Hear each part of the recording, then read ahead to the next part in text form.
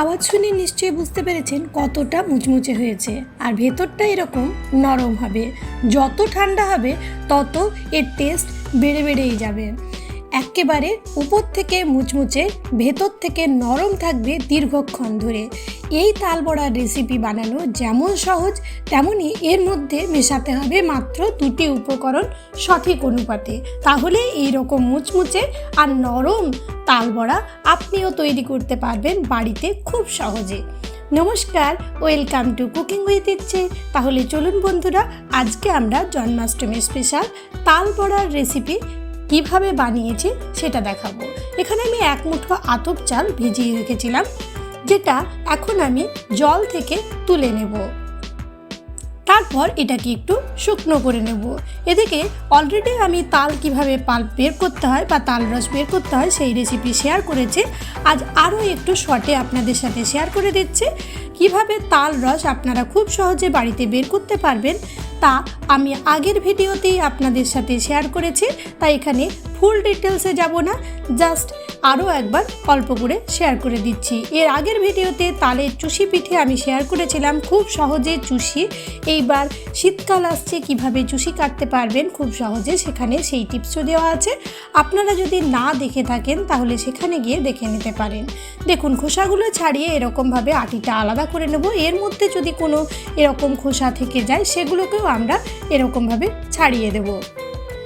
তারপর এরকম ফুটো ফুটো থালা বা গ্রেটারের সাহায্যে তালের রসটাকে বা তালের মাড়িটাকে আমরা এমনি করে জল দিয়ে ভালো করে আঠিটাকে ধুয়ে নেব বা স্নান করিয়ে নেব বা একটু জলে ডুবিয়ে রাখতে পারেন। তাহলে ভালো করে তালের আঠির থেকে তালের রসটা বেরিয়ে আসবে। দেখুন কত সহজে এই তালের রসটা আমরা বের করে নিতে পারবো খুব সহজে। এরকমভাবেই আমি 3টে আটি পর এরকমভাবে জলে স্নান করিয়ে এর থেকে তালের রসটাকে কালেক্ট করে নিয়েছি। আর দেখুন আমার কতটা তালের রস বেরিয়েছে। এর থেকে অলরেডি আমি রেসিপি একটা শেয়ার করেছি, এটাতে 3টে রেসিপি আমার হয়েছিল।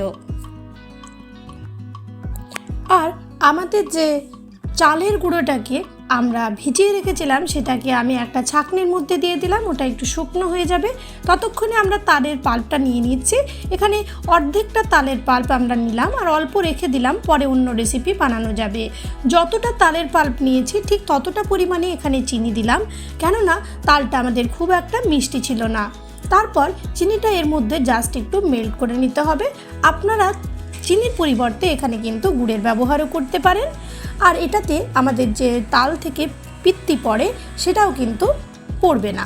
দেখুন খুব সুন্দরভাবে আমাদের এটা মেল্ট হয়ে গেছে। গ্যাসটাকে বন্ধ করে এর মধ্যে থেকে আমি অর্ধেকটা পাল্প আলাদা করে নেব, যেটাতে আমাদের তাল বড়া রেডি হবে। আর ওই যে অর্ধেকটা পড়ে থাকবে সেটা দিয়ে আমি তালের চুষি বানিয়েছিলাম, যার রেসিপি অলরেডি আমি আপনাদের সাথে শেয়ার করেছি। এখন এই তালের যে আমাদের রসটা রেডি হলো সেটাকে আমরা তাল বড়া বানানোর জন্য ব্যবহার করব। এই চালটাকে আমরা গুঁড়ো করে নিয়েছি। এরকম দানা দানা একটু গুঁড়োটা করবেন, তাহলে কি হবে, যখন তাল বড়াটা বানাবেন খুব সুন্দর মুচমুচে ওপরটা কোটিং হবে আর খেতে কিন্তু দুর্দান্ত লাগবে। দীর্ঘক্ষণ ধরে যেরকম তালের বড়া থাকে সেরকমভাবেই কিন্তু তালের বড়া থাকবে। তার সাথেই দিয়ে দিচ্ছি সেম পরিমাণ বেসনটা দেওয়াতে ভেতর থেকে এটা খুব সুন্দর নরম হবে। মিষ্টি জিনিসের মধ্যে অল্প একটু নুন দিলে খুব ভালো হয়, তাই অল্প একটু নুন দিয়ে দিলাম। আর দেবো গ্রেট করে রাখা খানিকটা নারকেলটা নাও দিতে পারেন, দিলে কিন্তু টেস্টটা খুব সুন্দর হবে। তারপর রেডি করে রাখা তালের পাল্পটা এর মধ্যে দিয়ে দিচ্ছি। এখন সমস্ত কিছু ভালো করে মেখে নেব। আর তার সাথে আমি দেব অল্প একটু আটা। আপনারা এখানে আটার পরিবর্তে ময়দা বা সুজিও দিতে পারেন। যে পরিমাণে সেই উপাদানগুলো দিয়েছিলাম সেই পরিমাণেই বেসন আর চালের গুঁড়োর সমানই আমি আটাটা এখানে দিয়েছি। আরও একটু তালের পাল্প দিয়ে এটাকে ভালো করে মেখে এরকম টাইট করে একটু মাখছে। আর তার সাথে দিয়ে দিচ্ছি মিষ্টির জন্য অল্প একটু চিনি। যেহেতু চিনি আমরা অলরেডি অ্যাড করেছি, খুব বেশি দেব না। মিষ্টিটা আপনারা যেমন খান সেইভাবে দেবেন। দেখুন এখন খুব সুন্দরভাবে এটা রেডি হয়ে গেল।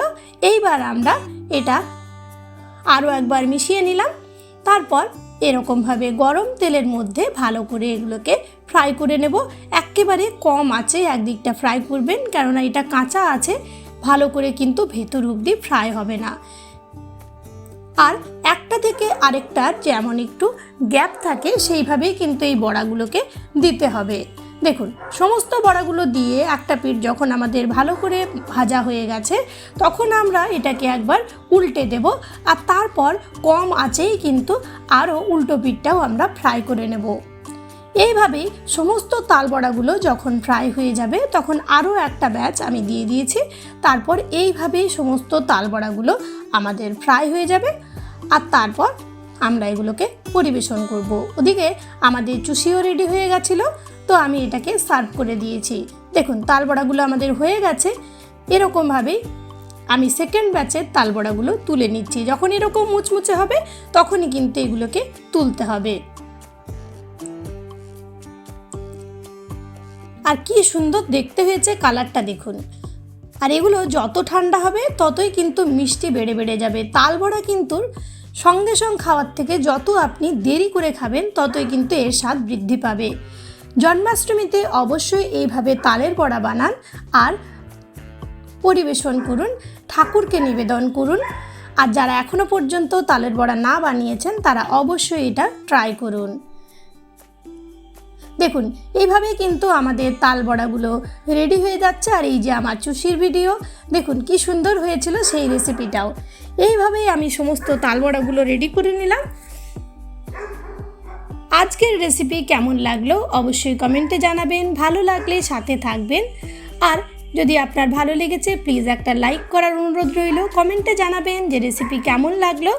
চ্যানেলে প্রথম দর্শক বন্ধু হলে প্লিজ ফুল ভিডিওটাকে ওয়াচ করে চ্যানেলটাকে সাবস্ক্রাইব করতে ভুলবেন না যেন। পাশে থাকা বেল বাটনটা অবশ্যই অলে সেট করে রাখবেন। আরও পরবর্তী ভিডিও নিয়ে চলে আসবো আরও কোনো দিন। সবাই ভালো থাকবেন, সুস্থ থাকবেন।